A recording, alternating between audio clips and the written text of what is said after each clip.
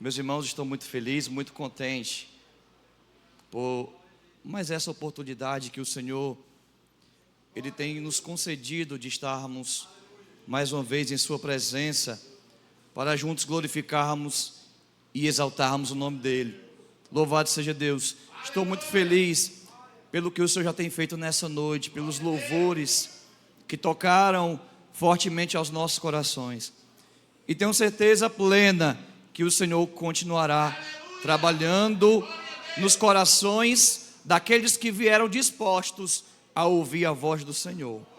Porque o Senhor, Ele fala, nós sabemos disso, mas para que Ele possa falar, precisamos estar com os nossos ouvidos abertos e com os nossos corações atentos à voz do Senhor. Louvado seja Deus. Alegria maior ainda e especial por ser este culto, o culto de Santa Ceia, o culto em que nós rememoramos, o culto em que nós relembramos do sacrifício vicário de Cristo Jesus naquela cruz do Calvário. É como o pastor Samuel já disse hoje, talvez isso seja loucura para o mundo lá fora, como é que uma comunidade se reúne e festeja a morte de alguém, mas é porque nós estamos aqui, não é para festejar a morte, porque o nosso Jesus, Ele pode até ter morrido, mas ao terceiro dia, Ele ressuscitou. Louvado seja o nome do Senhor Jesus. E isso muita gente não entende. Se a gente for no túmulo de muitas pessoas, nós vamos encontrar na lápide os seguintes dizeres: aqui jaz os restos mortais de fulano de tal. Pode até ser uma pessoa bastante proeminente, grandes fundadores de religiões, mas mesmo esses, se você for no túmulo, na lápide desses estará escrito esses dizeres: aqui jaz os restos mortais. Mas se nós formos lá em Israel, no túmulo de nosso Senhor e Salvador Jesus Cristo, estará escrito: não está aqui, porque Ele ressuscitou. Louvado seja o nome do Senhor Jesus. E é este Jesus, é o sacrifício dele que nós estamos relembrando nessa noite. Louvado seja Deus. Muita gente não entende, mas este ato, eu costumo dizer que ele aponta para 3 direções. Aponta para o passado, porque nos faz relembrarmos acerca do sacrifício de Cristo. Aponta também para o presente, porque diz muito sobre nossa comunhão com Deus e sobre nossa comunhão com os nossos irmãos, mas também aponta para o futuro, porque Jesus disse: tomai do meu corpo e do meu sangue, até que novamente eu venha buscar a minha igreja. Louvado seja o nome do Senhor Jesus. É como o louvor que as irmãs louvaram: nós não somos daqui, nós somos forasteiros, estamos esperando o nosso Jesus que vem nos buscar para levar para a nossa pátria celestial. Louvado seja o nome do Senhor Jesus. Eu gostaria de ler novamente o trecho, louvado seja Deus, que foi lido no início do culto, que se encontra na carta de Paulo aos Efésios, capítulo de número 2, louvado seja Deus, versículos do 1 ao 10, louvado seja Deus. Efésios capítulo 2, versículos de número 1 até o versículo 10. Uma palavra bastante conhecida da maior parte dos irmãos, mas tenho certeza que o Senhor Jesus, Ele tem algo mais a acrescentar aos nossos corações nessa noite. E diz assim a palavra do Senhor Jesus: Ele vos deu vida, estando vós mortos nos vossos delitos e pecados, nos quais andastes outrora, segundo o curso deste mundo, segundo o príncipe da potestade do ar, do espírito que agora atua nos filhos da desobediência, entre os quais também todos nós andamos outrora, segundo as inclinações da nossa carne, fazendo a vontade da carne e dos pensamentos, e éramos por natureza filhos da ira, como também os demais. Mas Deus, sendo rico em misericórdia, por causa do grande amor com que nos amou, e estando nós mortos em nossos delitos, nos deu vida juntamente com Cristo, pela graça sois salvos. E juntamente com Ele nos ressuscitou e nos fez assentar nos lugares celestiais em Cristo Jesus, para mostrar nos séculos vindouros a suprema riqueza da sua graça, em bondade para conosco em Cristo Jesus. Porque pela graça sois salvos, mediante a fé. E isso não vem de vós, isso é dom de Deus, não de obras, para que ninguém se glorie, pois somos feitura dele, criados em Cristo Jesus, para boas obras, as quais Deus, de antemão, preparou para que andássemos nelas. Louvado seja o nome do Senhor Jesus. Meus queridos, estamos aqui diante de uma das cartas de Paulo à igreja de Éfeso. Louvado seja Deus. Éfeso era uma das principais cidades romanas na província da Ásia. Era uma cidade que apresentava uma estrutura monumental, um porto movimentado, apresentava uma economia desenvolvida. Mas Éfeso também era uma cidade bastante conhecida por conta de seu paganismo. Inclusive era nessa cidade que se localizava um monumento bastante conhecido, uma das 7 maravilhas do mundo antigo, o templo da deusa Diana. E a própria cidade se auto-intitulava como alimentadora da deusa. Então era uma cidade que, apesar de muito desenvolvida, tinha esse problema, uma ligação muito grande com o paganismo. Paulo permanecera nessa cidade cerca de 3 anos, e ali deixou essa igreja, uma igreja que cresceu, uma igreja abençoada, igreja essa cujo Paulo escrevera essa carta. Louvado seja Deus. Para os irmãos que gostam de estudar as Escrituras, esta carta, ela tem como tema predominante a posição da igreja em Cristo. Paulo aqui, ele trata, por exemplo, da compreensão acerca do ministério da igreja. Ele enfatiza que a igreja é o corpo espiritual de Cristo na terra. E neste capítulo 2, a gente pode observar que Paulo ele tenta mostrar para a igreja em Éfeso o propósito universal da igreja, abrangendo tanto judeus como gentios. Um propósito esse que fora assegurado pelas grandes bênçãos redentoras. Bênçãos redentoras essas que foram nos manifestadas pelo resgate do gênero humano por intermédio de Cristo Jesus. Neste capítulo 2 ele deixa bem claro a meritocracia da nossa salvação, que é divina. Louvado seja Deus. Porque não há nada que nós façamos, meus irmãos, para que Deus, Ele nos ame mais ou nos ame menos. Os méritos não são nossos, os méritos são de Cristo Jesus. Os méritos são de seu sacrifício vivo e expiatório na cruz do Calvário. E é interessante que nesse capítulo 2, Paulo, ele tenta incentivar a igreja sobre o seu chamado, sobre o seu chamamento, falando sobre essas bênçãos redentoras. E no capítulo 1, a gente observa que ele diz: eu oro para que Deus ilumine os olhos do coração de vocês, para que vocês vejam e conheçam a esperança do vosso chamado.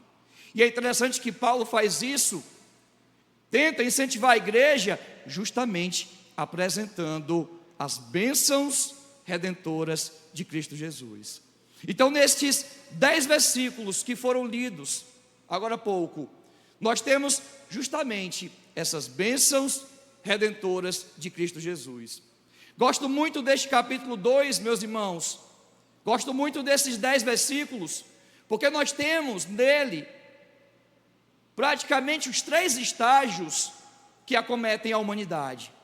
A gente consegue perceber nesses 10 versículos o estágio da criação, quando Paulo ele diz no versículo 10 que nós somos feitos criaturas em Cristo Jesus, nós somos feitura dele, criados para boas obras, mas nós também temos o estágio da queda, quando Paulo, nos versículos 2 até o versículo 3, ele relata o estágio atual da humanidade, quando ele diz que andávamos nós mortos em nossos delitos e pecados, segundo o curso deste mundo, segundo o príncipe da potestade.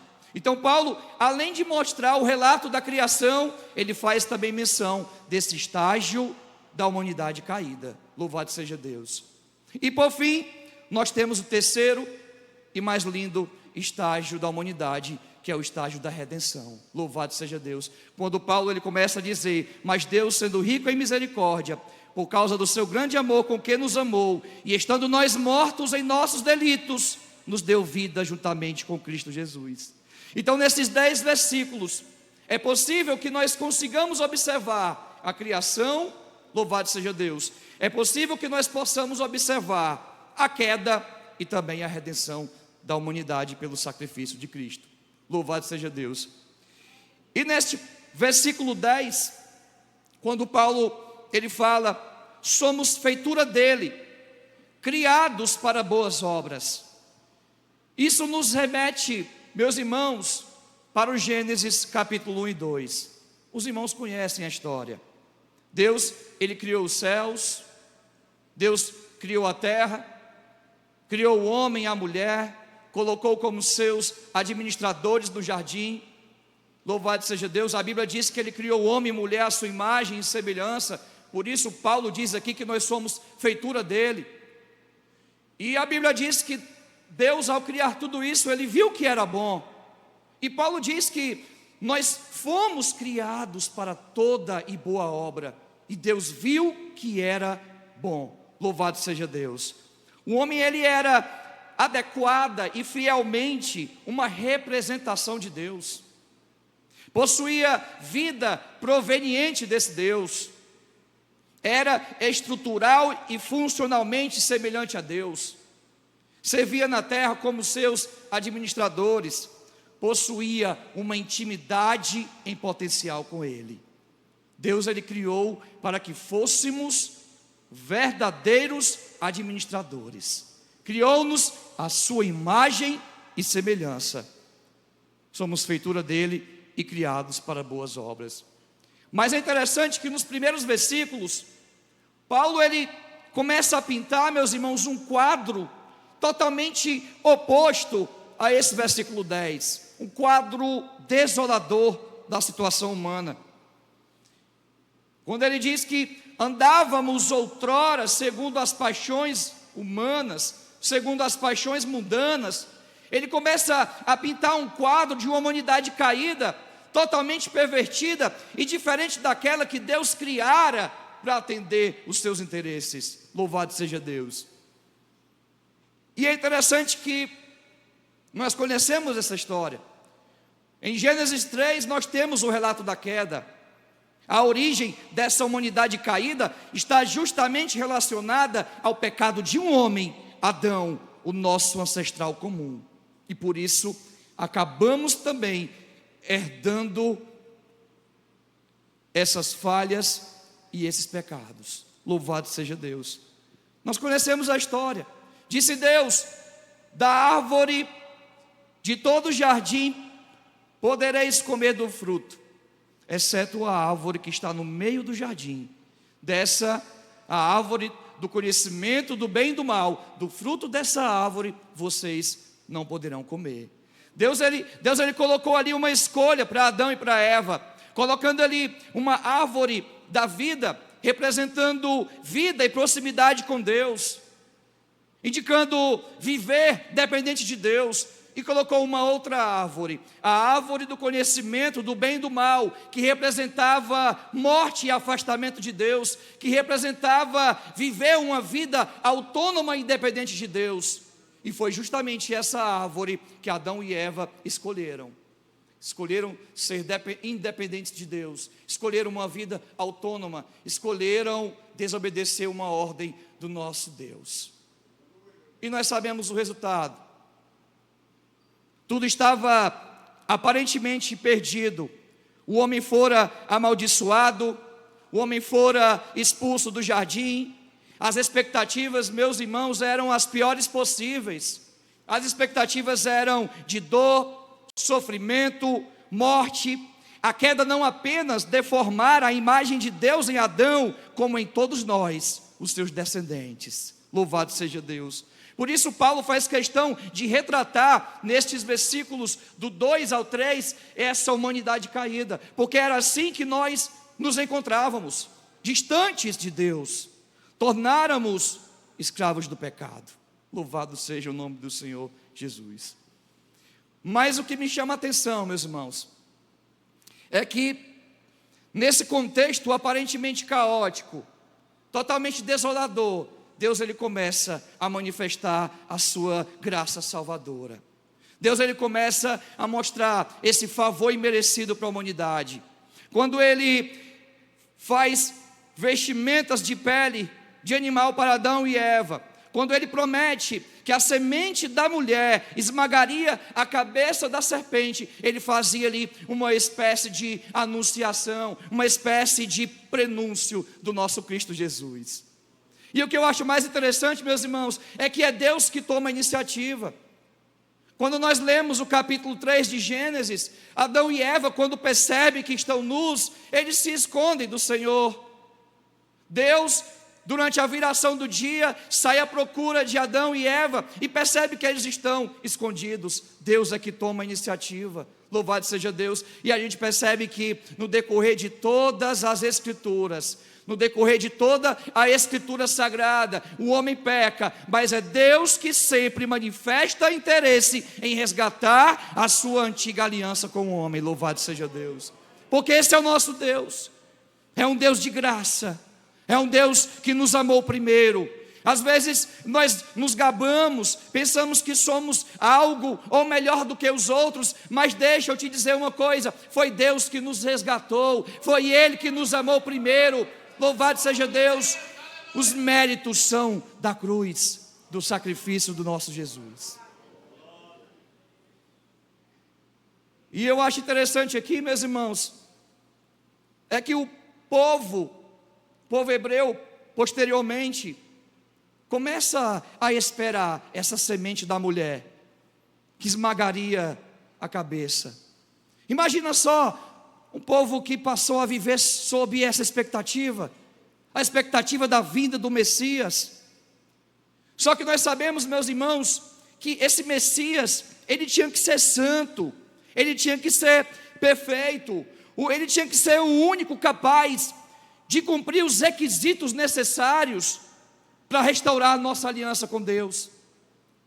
E quando a gente lê a Escritura Sagrada no Antigo Testamento, vários profetas escreveram suas profecias acerca do Messias, e isso aumentava ainda mais a expectativa do povo.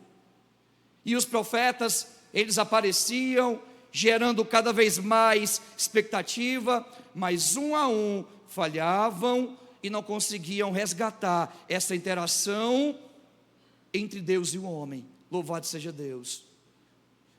Eles até cumpriam o seu papel diante do povo, mas pecavam, falhavam. O único capaz de restaurar essa aliança era o nosso Jesus, o perfeito, aquele que não se achou pecado. Louvado seja Deus. O próprio Isaías, no capítulo 9, versículo 6, profetizou, dizendo: porque um menino nos nasceu, e um filho se nos deu, o governo está sobre os seus ombros, e o seu nome será maravilhoso, conselheiro, Deus forte, Pai da eternidade, príncipe da paz. Não faltaram profecias que profetizassem acerca do Messias, o Salvador do povo de Deus. Louvado seja o nome do Senhor Jesus. Um a um, os hebreus e judeus passavam, talvez muitos até fossem aguardados como esse Messias restaurador, mas todos falharam e pecaram diante do Senhor Jesus. Até que em Belém de Judá, meus irmãos, nasce o nosso Jesus.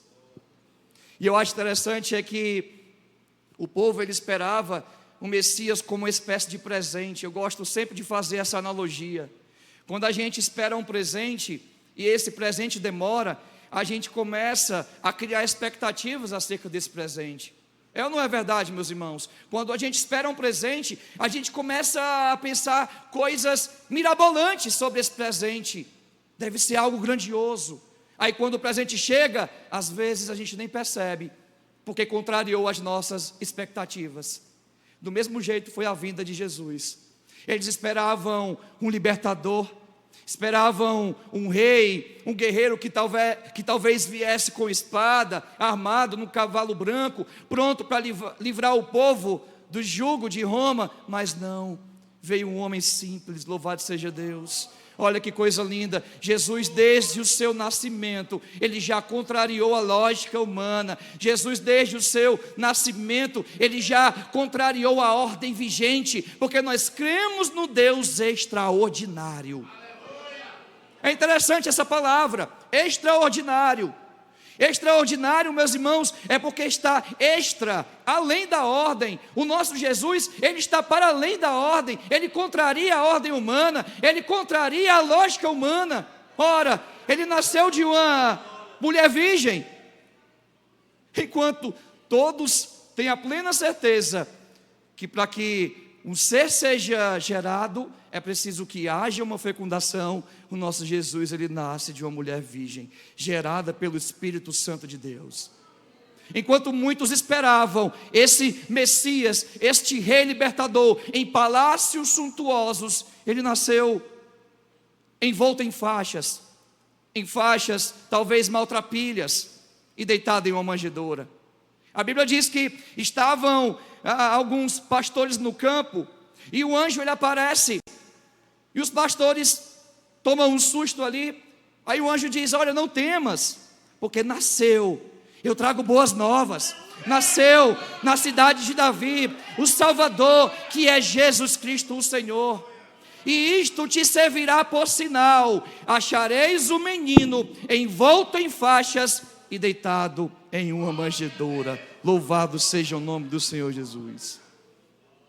Meus irmãos, talvez um rei, um príncipe, fosse esperado dentro de palácios, com sinais suntuosos, mas o nosso Jesus não. O que serviu de sinal para ele ser achado foi isso: encontrareis o menino envolto em faixas e deitado em uma manjedoura. O nosso Jesus, ele contraria a lógica da humanidade. Enquanto muitos achavam que ele guerrearia, louvado seja Deus, em prol de governos humanos, ele veio e pregou a paz. Louvado seja o nome do Senhor. Ele veio e pregou o amor. E por isso, como esse presente era diferente daquilo que o povo esperava, gerou frustração. A Bíblia diz que ele veio para o que eram seus, e os seus não o receberam. E o nosso Jesus, ele fora rejeitado. Louvado seja Deus. Não entenderam a mensagem, a palavra que Jesus pregava, e ele fora crucificado naquela cruz do Calvário.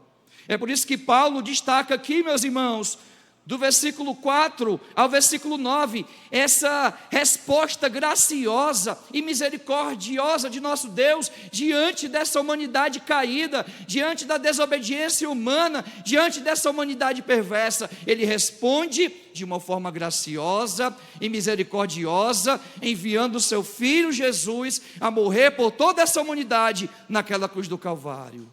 Meus irmãos, deixa eu dizer uma coisa para você: eu não merecia, você não merecia, mas Ele nos amou e se entregou, derramando até a sua última gota de sangue, sendo vituperado, sendo castigado, sofrendo sofrimentos em sua própria carne, para que nós tivéssemos vida. Louvado seja o nome do Senhor Jesus. Glória a Deus. E o nosso Jesus foi crucificado. E eu acho interessante, meus irmãos, em João capítulo 19, versículo 30, Jesus, antes de dar o seu último suspiro, ele diz: está consumado. Lá na cruz do Calvário, Jesus, ele diz com as suas últimas forças: está consumado. Jesus, quando estava pregado na cruz, usou essa expressão como uma das suas últimas palavras: está consumado, tetelestai. Essa palavra, meus queridos, é muito forte.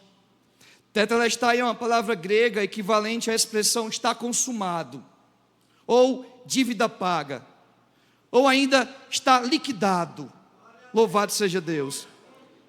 Quando o criminoso era preso, seus delitos eram registrados em um papiro, conhecido como cédula ou escrito de dívida. Ao cumprir a pena e chegando à ocasião da liberdade, o juiz responsável riscava a cédula de dívida e escrevia: tetelestai, está pago, está consumado. O nosso Jesus Cristo, na cruz do Calvário, por amor a mim e por amor a você, ele disse: tetelestai, está pago, está consumado, nenhuma condenação há para aqueles que estão em Cristo Jesus. O inimigo não pode mais te acusar, o inimigo não pode mais te apontar, porque está pago. Louvado seja o nome do Senhor Jesus. Você não é mais escravo do pecado, você não é mais escravo da carne. O Senhor Jesus Cristo morreu por você. Louvado seja o nome do Senhor Jesus. É por isso que Paulo, por diversas vezes, ele disse: estávamos nós mortos, gente, em nossos delitos e pecados. Quando nós pecamos e nos distanciamos de Deus, o estado em que nós nos encontramos é de fato um estado de morte. Eu acho interessante Jesus, quando ele conta a parábola do filho pródigo, que o seu filho volta e ele pede para matar um novilho cevado. Com muita alegria ele diz assim: olha, vamos, alegremo-nos e regozijemo-nos, porque este meu filho estava morto e reviveu, ele estava perdido e foi achado. Assim encontrávamos nós, gente. Nós estávamos mortos e fomos ressuscitados juntamente com ele. Estávamos nós perdidos, mas ele nos encontrou. Louvado seja o nome do Senhor Jesus. É interessante que quando o filho chega, o pai de longe o abraça, coloca novas vestes no filho, significando ali honra como anel, e pede que imediatamente fossem colocadas no menino sandálias, porque só quem andava descalço era escravo, meu amigo, e o filho dele não era mais escravo, ele tinha sido resgatado. Assim somos nós, na presença do Senhor Jesus. Ele nos coloca de pé, nos dá novas vestes espirituais, coloca o anel em nosso dedo, coloca sandálias nos nossos pés, dizendo: você não é mais escravo. Louvado seja Deus. Nós somos livres. Louvado seja o nome do Senhor Jesus, porque o Senhor Jesus te resgatou. Nós somos livres por causa da graça salvadora do nosso Senhor Jesus. Essa expressão, tetelestai, também era utilizada em recibos de impostos, onde a expressão era escrita no documento, atestando que a dívida estava paga. Nós não devemos mais nada. E é interessante que este Jesus, que morreu e deu a vida por nós, ele fez isso por nos amar.